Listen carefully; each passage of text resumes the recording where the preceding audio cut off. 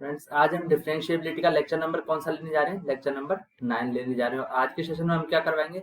आज के सेशन में जो रिलेटेड होगा वो हमारा रिलेटेड होगा एक्सरसाइज 5.6 से रिलेटेड। सो गाइस, अगर आप 5.6 से रिलेटेड सॉल्यूशन देखना चाहते हैं तो आप इस वीडियो को प्रेफर कर सकते हैं। तो 5.6 में भी क्या, 5.6 में भी भाई कुछ होंगे, क्योंकि एक एक्सरसाइज में सिर्फ एक कॉन्सेप्ट से रिलेटेड क्वेश्चन तो आते नहीं, उसमें 2-3 कॉन्सेप्ट से रिलेटेड क्वेश्चन आते हैं।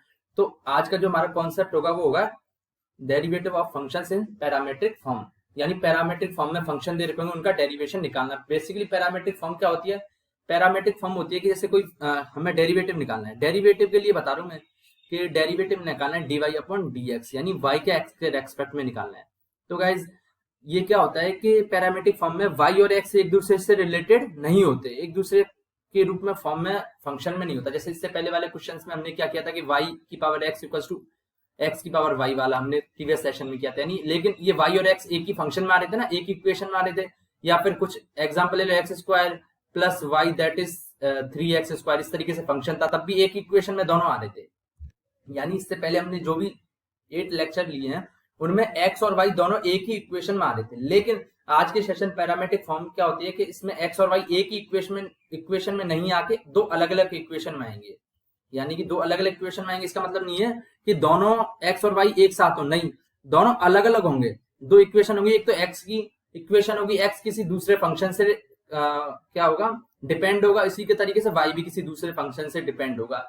इस तरीके से इस फॉर्म को हम क्या कहते हैं? Parametric form. जब कि जो दो वेरिएबल होते हैं, क्या, जब दो वेरिएबल होते हैं जिनका हमें कोई वैल्यू फाइंड करनी है या फिर जिनके बीच में कुछ रिलेशन फाइंड करना है, वो दोनों किसी तीसरे फंक्शन से रिलेटेड होते हैं, तब उसको क्या कहते हैं? हम पैरामीट्रिक फॉर्म कहते हैं। चलो हम क्वेश्चन के थ्रू समझने की कोशिश करते हैं। जैसे देखो, इधर क्या आ गया, x equal to a cos theta आ गया, इज इट क्लियर? और इधर क्या आ गया, y equal to a sine theta. तो क्या गाइस, ये दिख रहा है क्या दोनों एक दूसरे x और y एक साथ इक्वेशन में आ रहे हैं क्या? नहीं आ रहे, दोनों की इक्वेशन अलग है, x की अलग है और y की अलग है। और दोनों देखो तीसरे फंक्शन पे डिपेंड करें, किस पे? थीटा पे। देखो इधर cos थीटा वाला रहा, इधर थीटा पे डिपेंड कर रहा है, ये y भी थीटा पे डिपेंड कर रहा है। यानी कि दोनों फंक्शन क्या, कि दो वेरिएबल है जिनमें हमें कुछ रिलेशन फाइंड करना है, वो किसी तीसरे फंक्शन, जैसे यहाँ पे थीटा है तो किसी तीसरे फंक्शन पे डिपेंड होते हैं। तो ये फॉर्म क्या होती है? वो होती है हमारी पैरामीट्रिक फॉर्म।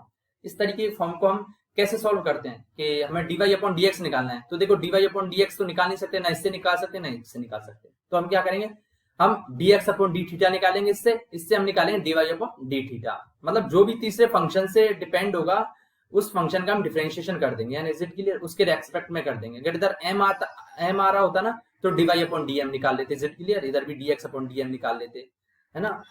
तो अभी थीटा आ रहा है तो हम क्या है, तीसरे फंक्शन के रेस्पेक्ट में हम दोनों का डिफरेंशिएशन कर देंगे और फिर हम डिवाइड कर देंगे। हम देखते हैं, चलो क्वेश्चन के थ्रू समझने की कोशिश करते हैं। x equal to a cos theta आ रहा है, पहले इसको इरेज कर लेते हैं क्लियर तरीके से। x इक्वल टू क्या आ रहा है मेरे पास? ए कॉस थीटा आ रहा है। मैं क्या निकालूंगा? dx अपॉन डी थीटा निकालूंगा। तो निकालो गाइस, इधर भी d अपॉन डी थीटा हो जाएगा, मतलब दोनों तरफ डिफरेंशिएशन कर दिया a cos theta, is it clear? अब करते हैं, ये एज इट इज रहेगा dx अपॉन डी थीटा। अब देखो a यहाँ पे कांस्टेंट है तो a बाहर आ जाएगा, D cos theta upon d theta, is it clear? अभी तक तो हम x के रेस्पेक्ट में कर रहे थे, अब हम थीटा के रेस्पेक्ट में कर रहे हैं, is it clear? dx upon theta that is equal to a cos theta का थीटा के रेस्पेक्ट में करेंगे, तो थीटा हो या x हो, यानी दोनों इधर सेम आ रहे हो, इज इट क्लियर? इधर cos x आ रहा हो तो इधर भी x आ जाए, इधर थीटा आ रहा है तो इधर थीटा आ रहा है, तो तब फंक्शन का डेरिवेटिव क्या होता है? वो होता है माइनस साइन थीटा होता है। थीटा यहाँ पे थीटा है तो थीटा इज इट इज आ जाएगा, इज इट क्लियर? इधर अगर x हो रहा होता और नीचे x आता तो माइनस साइन एक्स आ जाता है ना, वो डिपेंड करके यहाँ पे जो वैल्यू है उस पर। तो इसको थोड़ा सिंप्लीफाई करूंगा तो ये हो जाएगा माइनस ए साइन थीटा, माइनस मैंने बाहर निकाली है, मेरे पास इक्वेशन नंबर 1 बन गई। अब y क्या दे रखा है मेरे पास? y दे रखा है a sine theta, is it clear? अब मैं क्या करूंगा, इसका भी इसी तरीके से डिफरेंशिएशन करूंगा, तो dy upon d theta equal to d a sine theta upon d theta, यानी कि मैंने दोनों का डिफरेंशिएशन कर दिया, दोनों साइड डिफरेंशिएशन कर दिया। तो left hand side as it is रहेगी dy अपॉन डी थीटा, इधर एक कांस्टेंट बाहर आ जाएगा, अंदर क्या बचेगा? D sine theta upon d theta, is it clear? और साइन थीटा का मुझे पता क्या होता है डिफरेंशिएशन, वो होता है मेरे पास कॉस थीटा, तो ये क्या आ जाएगा मेरे पास? ए कॉस थीटा आ जाएगा। ये किसके इक्वल है? D y upon d theta के। अब मेरे पास इक्वेशन नंबर 1 और 2 मिल गई। अब देखो गाइस, इक्वेशन नंबर 1 और 2 को कंपेयर करो कि d x upon d theta आ रहा है, इधर d y upon d theta आ रहा है। मेरे को क्या चाहिए? D y upon d x, d y upon d x चाहिए। तो मैं क्या करूं, मैं देखो 2 अपॉन 1 कर दूं ना तो अपने आप मिल जाएगा। क्लियर दिख रहा है यार मुझे? देखो डी वाई अपॉन डी, मुझे डी थीटा हटाना है दोनों में से, तो क्या करूंगा, 2/1 करूंगा तो थीटा से थीटा कैंसिल आउट हो जाएगा। चलो करके देखते हैं। 2/1 करो यानी 2 में 1 का डिवाइड करो, तो 2 मेरे पास इक्वेशन है। एक बार कलर चेंज करते हैं, इसको सॉल्व करते हैं। 2 मेरे पास ये इक्वेशन है, इसमें मैं 1 का डिवाइड कर देता हूँ, डायरेक्ट कर रहा हूँ मैं 2 में 1 का। तो 1 क्या थी मेरे पास, 1 ये थी गाइस, मैंने एक सर्कल लगाया है ग्रीन कलर में, ये थी। तो dx upon d theta equals to -8 sin theta, है ना। Is it clear? डिवाइड कर दूंगा तो लेफ्ट हैंड साइड से डिवाइड हो जाएगी, राइट से डिवाइड हो जाती है, आपको पता होगा। तो देखो डी थीटा से डी थीटा कैंसिल आउट हो जाएगा, तो लेफ्ट हैंड साइड में क्या जाएगा, d y upon d x. देखो आ गया ना, इज इट क्लियर? और राइट में देखो ए से ए कैंसिल आउट हो जाएगा, है ना, दोनों में ए आ रहे हैं तो ए से ए कैंसिल आउट हो जाएगा। ऊपर बचेगा कॉस थीटा और नीचे बचेगा माइनस साइन थीटा। ये किसके इक्वल है, ये मेरे पास इक्वल है माइनस कॉट थीटा के। क्यों, कॉस अपॉन साइन क्या होता है, कॉट होता है, और माइनस आगे चल ही रहा है ऑब्वियसली, तो माइनस कॉट थीटा आ जाएगा। तो d y upon d x क्या आ गया guys, d y upon d x आ गया मेरे पास माइनस कॉट थीटा आ गया। तो आपको ये आंसर समझ में आ गया होगा। बेसिकली अगेन रिपीट करता हूँ कि जो पैरामेट्रिक फॉर्म होती है उसमें दो जो जिनके बीच में हमें रिलेशन फाइंड करना है, अभी d y upon d x यानी वाई और एक्स के बीच में रिलेशन फाइंड करना है। तो क्या है कि जिन दो के बीच में रिलेशन फाइंड करना होता है वो डायरेक्ट हमें मिलते नहीं है, वो क्या है, वो किसी तीसरे फंक्शन से रिलेटेड होते हैं। यहाँ पे थीटा से रिलेटेड है, इज इट क्लियर? तो तब इसे क्या कहते हैं, इसे हम पैरामेट्रिक फॉर्म कहते हैं। और इस फॉर्म को सॉल्व करने का तरीका बता दिया मैंने कि दोनों को अलग अलग हम उस थर्ड के रेस्पेक्ट में ऑपरेशन लगाते हैं और फिर बाद में हम डिवाइड कर देंगे और हमारा आंसर मिल जाएगा। नेक्स्ट क्वेश्चन देखते हैं और उसके बाद हम फर्दर सॉल्व करते हैं। हमें वापस d y upon d x find करना है। और देखो x equal to 80 square, y equal to 280। देखो दोनों टी से डिपेंड करें ना, पिछले वाले क्वेश्चन में थीटा पे डिपेंड करते थे, इसमें टी से डिपेंड करें, तो थर्ड वेरिएबल क्या हो जाएगा, यहाँ पे टी हो जाएगा। तो क्या करेंगे, बस हम थर्ड वेरिएबल के अकॉर्डिंग हम डिफरेंशिएशन करेंगे। 80 स्क्वायर है तो dx अपॉन dt। ऐसा इसलिए करें क्योंकि गाइस जब हम दोनों इक्वेशन का डिवाइड करेंगे ना तो t से t कैंसिल आउट हो जाएगा, dt से हमें dy अपॉन dx मिल जाएगा, इसलिए ऐसा कर रहे हैं। तो dx अपॉन dt करो तो d अपॉन dt ये क्या है, 80 स्क्वायर है। Is it clear?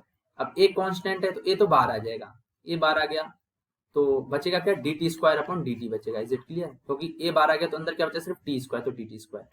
अब इसका डिफरेंशिएशन करो, इसका डिफरेंशिएशन क्या होगा, देखो dt स्क्वायर अपॉन dt, तो देखो dx की पावर n अपॉन dx, इसका क्या होता है, इसका होता है nx n माइनस 1। इधर क्या x की जगह t है तो dt की पावर n अपॉन dt, ये क्या हो जाएगा n t की power n minus 1। Is it clear? तो बस t n की जगह यहाँ पे 2 रख देंगे तो 2 इंटू टी की power 2 minus 1 that is 2t। इसको लिख सकता a इंटू 2t, या फिर इसको कॉन्क्रीमेंट 2at लिख सकता हूँ। मेरे पास इक्वेशन नंबर 1 मिल गई। Is it clear? अब मैं क्या करूंगा, अब मैं करूंगा इक्वेशन नंबर 2 निकालूंगा। वो कैसे निकालूंगा, वो मैं निकालूंगा y इक्वल टू 280 दे रखा है मेरे पास, ये दे रखा है ना y इक्वल टू 280। अबे यहाँ पे देखो गधों, इतना तो सोच सकते हो ना, जस्ट जो का पार्ट मैं गधे बोलता हूँ तो मैं एज अ मजाक की भाषा में बोलना चाहता हूँ, इसलिए आप बुरा मत लेना कि आप मेरे ऊपर एंटी डेफेमेशन को केस लगा दो मानहानि का, ऐसा मत करना। तो d y upon d t करेंगे, इसका भी डिफ्रेंशिएशन करेंगे, that is d upon d t. Y किसके इक्वल है, 280 के, है ना। अब देखो 2 भी कांस्टेंट a भी कांस्टेंट है तो 2a बाहर आ जाएगा, अंदर क्या बचेगा dt अपॉन dt। मुझे पता है दोनों जब सेम हो, डिफरेंशिएशन हो, तो दोनों की वैल्यू इक्वल होती है। जैसे dx अपॉन dx, मैंने बताया था dx अपॉन dx की वैल्यू 1 आती है। ये कैसे आती है मैं ऑलरेडी लेक्चर नंबर 1 में बता चुका हूँ, है ना, या 2 में मैंने मतलब किसी एक लेक्चर में बताया है, लेक्चर नंबर 2 में बताया है। अगर आपको समझना हो इसकी वैल्यू कैसे आती है तो प्रीवियस लेक्चर आप साथ ही साथ देखते आइए। और इसकी वैल्यू भी फिर dt अपॉन dt इक्वल हो जाएगी, यहाँ पे ये इसकी वैल्यू 1 हो जाएगी, तो 2a into 1 that is 2a आ जाएगा। Is it clear? मेरे पास दोनों इक्वेशन मिल गई। अब मैं क्या करूंगा, 2 अपॉन 1 करूंगा, इक्वेशन नंबर 2 अपॉन 1। मैं कलर चेंज करता हूँ फिर आपको फर्दर सॉल्व करवाता हूँ। तो देखो गाइस 2 अपॉन मुझे 1 करना है, तो 2 अपॉन 1 करके देखता हूँ। 2 क्या थी, 2 थी dy upon dt equal to 2a थी, और 1 थी मेरे पास, 1 थी dy upon dx upon dt that is 280। Divide करो तो कैंसिल आउट हो जाएगा, कैंसिल आउट हो गया, बचा क्या लेफ्ट हैंड साइड में dy अपॉन dx। इसी तरीके से राइट हैंड साइड में 2a से 2a कैंसिल आउट हो जाएगा, ऊपर 2a से 2a कैंसिल आउट होगा तो ऊपर सिर्फ सिंगल 1 बचेगा, है ना। तो dy अपॉन dx किसके इक्वल आ गया, ये आ गया मेरे पास 1/t के इक्वल आ गया। आप सोच रहे होंगे ये 1 कहाँ से आया, अरे यार गधों, जब मैं 2 अपॉन 2 करता हूँ, कैंसिल आउट करता हूँ, तो इसका मतलब कुछ थोड़ी बचता है, इसका मतलब होता है 1 होता है। Is it clear? इसी तरीके से 2 अपॉन 2 इसका मतलब 1 है, तो 1 अपॉन टी मेरे पास आंसर आ गया। ये भी क्वेश्चन समझ में आ गया होगा। दोनों क्वेश्चन में एक ही प्रोसेस है, एक ही सिस्टम मैंने लगाया है, एक ही कॉन्सेप्ट लगाया है। अब थर्ड क्वेश्चन देखते हैं कि मेरे को dy अपॉन dx निकालना है। इसमें भी देखो थीटा आ रहा है, y आ रहा है और x आ रहा है, 3 वेरिएबल आ रहे हैं। और एक्स और वाई किस पे डिपेंड है, थीटा पे डिपेंड है। Is it clear? तो चलो सॉल्व करते हैं।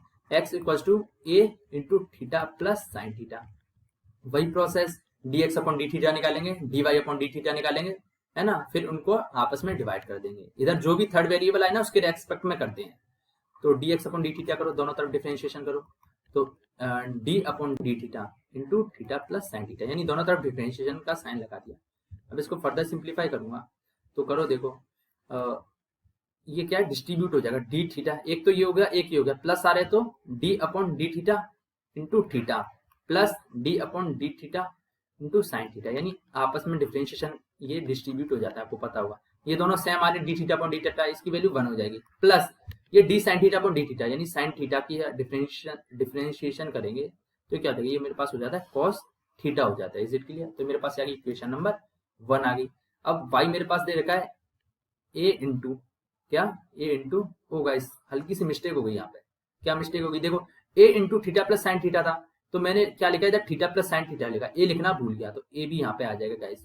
तो ए कांस्टेंट है तो ए बाहर निकल जाएगा, इधर आ जाएगा, तो ए देखो दोनों से मल्टीप्लाई हो जाएगा, है ना, ए मतलब बाहर आ जाएगा बिल्कुल कांस्टेंट से। डिफरेंशिएशन सिर्फ थीटा प्लस साइन थीटा का होगा, ए बाहर आ जाएगा। Is it clear?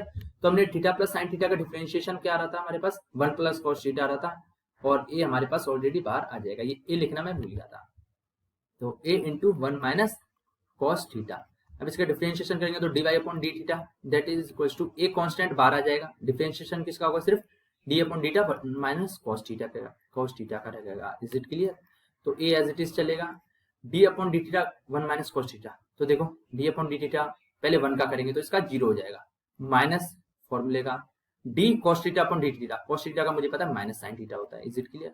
इसको सिंप्लीफाई करेंगे तो a into 0 minus minus plus होता है, तो 0 प्लस साइन थीटा, तो 0 plus sine theta that is sine theta ही होता है, तो इसकी वैल्यू हो जाएगी ए साइन थीटा।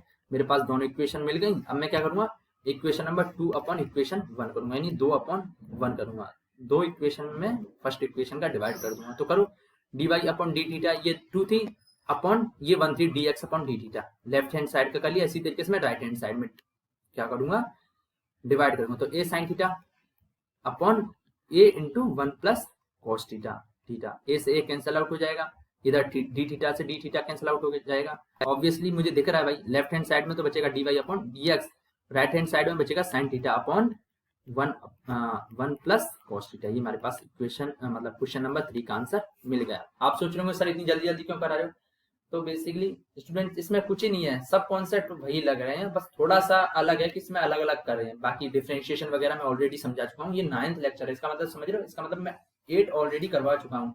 आपको इतनी अच्छी खासी प्रैक्टिस होगी कि आप जल्दी जल्दी सॉल्व कर सकते हैं। ये हमारे पास कौन सा है, ये हमारे पास है कौन सा क्वेश्चन, 4th नंबर का क्वेश्चन। चलो इस 4th क्वेश्चन को भी करते हैं, ये भी बड़ा आसान है। हमें क्या है, हमें d y upon d x है, ये तो गाइस उसका है ही नहीं, ये मैं 2 1 2 हो गई आपकी 2 सेकेंड, ये इसलिए नहीं है क्योंकि देखो दोनों एक साथ आ गए ना, ऑब्वियसली बात है ना, दोनों एक ही इक्वेशन आ गए और ये किसी तीसरे से डिपेंड करें, एक्स वाई के अलावा कोई तीसरा वेरिएबल आ रहा है, नहीं आ रहा ना, तो ये क्या है, नॉर्मल फॉर्म है। मैंने ऐसे क्वेश्चन दे दिया प्रैक्टिस के लिए, आपको प्रीवियस लेक्चर्स की प्रैक्टिस करवाने के लिए। इससे पहले वाले क्वेश्चन में देखो ये दोनों अलग अलग थे और तीसरे वेरिएबल पे डिपेंड कर रहे थे, लेकिन इसमें क्या है, इसमें क्या हो रहा है, इसमें इम्प्लिसिट टाइप का फंक्शन बन रहा है, इसमें एक ही साथ आ रहे हैं, तो ये नॉर्मल तरीके से हो जाएगा। बस कर दो भाई डिफरेंशिएशन। मैं एक बार जो इक्वेशन है वो एज इट इज लिख दी, एक्स की पावर 2/3 प्लस वाई की पावर 2/3 इक्वल्स टू ए की पावर 2/3 है।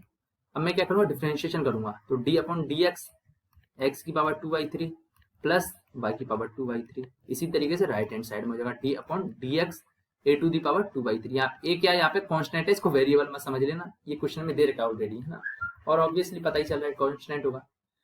तो देखो ये प्लस आ रहा है ना, और डिफरेंशिएशन बाहर है ब्रैकेट के, तो क्या ये डिस्ट्रीब्यूट हो जाएगा। तो करते हैं डी एक्स की power 2/3 upon d x plus d y की power 2/3 upon d x. Is it clear? Equals to right hand side में एक कांस्टेंट है, इसका डिफरेंशिएशन करेंगे तो इसकी वैल्यू 0 हो जाएगी। अब करते हैं x की पावर 2/3, तो इसमें x की पावर n का differentiation d upon dx, x की पावर n का होता है n x n-1, इधर x की पावर 2/3 है, तो n की जगह मैं क्या कर दूंगा, 2/3 रख दूंगा। Is it clear? तो ये क्या हो जाएगा 2/3 इंटू एक्स की पावर 2/3 -1, तो 2/3 -1 दैट इज 2/3 इंटू एक्स की पावर, ये हो जाएगा -1/3। अरे यार एलसीएम लोगे ना तो 2 - 3/3 दैट इज -1/3। तो बस इसका डिफरेंशिएशन क्या आ जाएगा, इसका आ जाएगा 2/3 इंटू एक्स की पावर -1/3। आई होप समझ में आ रहा होगा। प्लस प्लस देखो y की पावर 2/3, सबसे पहले पावर का करेंगे तो ये हो जाएगा 2/3 इंटू वाई की पावर -1/3। इसी तरीके से है ना, इस तरीके से जो x की पावर n वाला है ना उसी फॉर्मूले से किया। ये तो मैंने पावर का कर दिया। अब किसका करूंगा मैं, अब y का करूंगा। तो y का x के रेस्पेक्ट में करूंगा तो ये हो जाएगा मेरे पास dy/dx और राइट हैंड साइड मेरे पास इक्वल 0 आ रहा है। आई होप यहाँ तक समझ में आ गया होगा। मैंने क्या किया, मैंने बस सिस्टमेटिक तरीके से वो क्या है मैं प्रोसेस कर रहा हूँ, बाकी कुछ नहीं है। ऑलरेडी मैं पहले ही करवा चुका हूँ डिफरेंशिएशन कैसे कर सकते हैं या फिर कैसे करते हैं। बस अब इसको सिंप्लीफाई करो और आंसर आ जाएगा। कैसे सिंप्लीफाई करते हैं हम देखो, नेक्स्ट एक बार इरेज कर लेते हैं। यहाँ पे जो जो चीज दे रखी है उसको इरेज करते हैं और फिर फर्दर हम इसको सिंप्लीफाई करते हैं। Just a second students. अब जो मैंने ये इक्वेशन आ रही है मेरे पास, इसको मैं क्या लिख लूंगा, राइट साइड में यहाँ पे जाके लिख लेता हूँ। और 2/3 देखो दोनों साइड में, यहाँ पे x की टर्म में भी कॉमन आ रहा है 2/3, इसी तरीके से y वाली टर्म में भी 2/3 कॉमन आ रहा है तो कॉमन ले लिया। तो बचा क्या, x की पावर -1/3 प्लस इधर बचेगा y की power -1/3 dy/dx that is equal to 0। अब 2/3 का डिवाइड कर दूंगा तो ये तो कैंसिल आउट हो जाएगा, तो सिर्फ क्या बचेगा, x की पावर -1/3 प्लस y की power -1/3 dy/dx that is equal to 0। Answer आ गया। अब मुझे dy/dx की वैल्यू चाहिए तो क्या मैं x की पावर -1/3 को इस तरफ भेज दूंगा, तो बस भेज दो। क्या बचेगा, y की power -1/3 into dy/dx that is equal to -x की पावर -1/3 बचा। और क्या चाहिए, अब मुझे चाहिए dy/dx, तो मैं y की पावर -1/3 का डिवाइड कर दूंगा, कर दो बस। dy/dx that is equal to minus बार चल रहा है और x की पावर -1/3 अपॉन y की पावर -1/3 मेरा आंसर हो जाएगा। या फिर आप इसको और फर्दर सिंप्लीफाई करना चाहें तो माइनस में है ना पावर, तो नीचे जाके क्या हो जाती है, पॉजिटिव पावर हो जाती है। इज इट क्लियर, मतलब नीचे जाके पॉजिटिव हो जाती है, अगर नीचे है तो ऊपर जाके पॉजिटिव हो जाती है। तो कर लेते हैं, माइनस एज इट इज चल रहा है, x की पावर -1/3 नीचे आ जाएगी और y की पावर -1/3 है, तो इसको पॉजिटिव करना है तो इसको ऊपर भेज देंगे, यानी ऊपर वाली नीचे आ जाती है, नीचे वाली ऊपर पहुंच जाती है। तो y की पावर 1/3 अपॉन x की पावर 1/3 आ जाएगा इसका आंसर। आगे माइनस चल रहा है। ये क्वेश्चन समझ में आ गया हो। कुछ नहीं किया यार, नॉर्मल डिफरेंशिएशन किया, इसको सॉल्व कर दिया। ये डिफरेंशिएशन नहीं आ रहा हो तो गाइस इसमें मेरी गलती नहीं है, क्योंकि आपने पुराने सेशन नहीं देखे। इसका मतलब अगर देखे भी हैं तो आपने सिर्फ बिना देखे के अंधाधुंध सिर्फ स्पीड, डबल स्पीड या अपने हिसाब से ऐसे ही चला दिया है बस दिखाने के लिए। और अगर आपसे ये क्वेश्चन हो रही है तो समझ लेना कि आप सही तरीके से वर्क कर रहे हैं। मैंने 4 क्वेश्चन करवा दिए, ये 4 क्वेश्चन आपकी सेल्फ प्रैक्टिस के लिए दिए हैं, क्योंकि मैं सब कुछ करवा दूंगा तो इससे काम नहीं होने वाला, खुद का भी दिमाग दौड़ाओगे तभी काम होने वाला है। ये सेम उसी प्रोसेस में देखो, इधर देखो x और y अलग अलग है, तीसरे t पे डिपेंड कर रहे हैं। तो मैंने बताया था dx/dt निकालेंगे, dy/dt निकालेंगे, फिर उनका आपस में डिवाइड कर देंगे। इसी तरीके से इस तरीके का क्वेश्चन भी मैंने करवा रखा है, ये भी करवा रखा है और ये भी करवा रखा है। ये चारों क्वेश्चन पैरामेट्रिक फॉर्म के हैं, इनको खुद ट्राई करो और कमेंट बॉक्स में आंसर मुझे हर हालत में चाहिए। कोई डाउट हो इस सेशन से रिलेटेड, क्या इस सेशन से रिलेटेड कोई डाउट हो तो इस ईमेल आईडी पे मेल कर सकते हैं या फिर इस कॉन्टैक्ट नंबर पर सिर्फ मैसेज कर सकते हैं। और ये हमारा क्या है, टेलीग्राम आईडी है, इसमें आपको ये क्या है, कंटेंट की पीडीएफ मिल जाएगी। कंटेंट की पीडीएफ मतलब सिर्फ क्वेश्चन ही क्वेश्चन मिलेंगे प्रैक्टिस के लिए। Is it clear? So guys ये वीडियो में कैसा लगा कमेंट करके बताइए। इस वीडियो को लाइक कीजिए, इस चैनल को सब्सक्राइब कीजिए, इसे ज्यादा से ज्यादा शेयर कीजिए। Thank you, have a nice day.